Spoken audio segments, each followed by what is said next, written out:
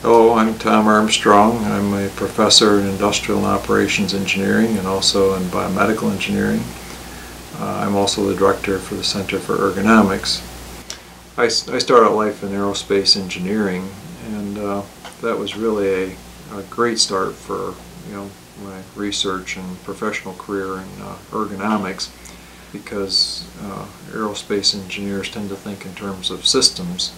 When you talk about an aircraft, you talk about a control system, you talk about a power system, you talk about the structural systems, and these have to all be integrated together.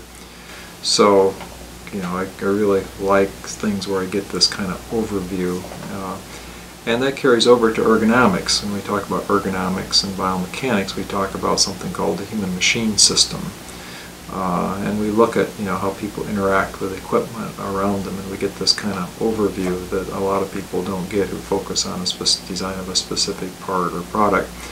Many times designers design things and they think, gee, this is a great idea, everybody's going to want to use this, but they don't anticipate all the ways people might actually use this. And for example, sometimes use a mobile phone as a case study. I say, well, what's a mobile phone used for?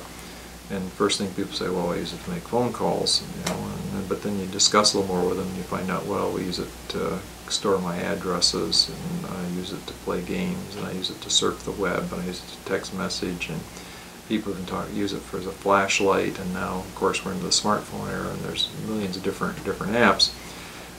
So, when we design something like that, we really have to look at how this thing is going to, in many ways, it's going to be used in all the different kinds of places, and this is something most designers don't do a very good job anticipating.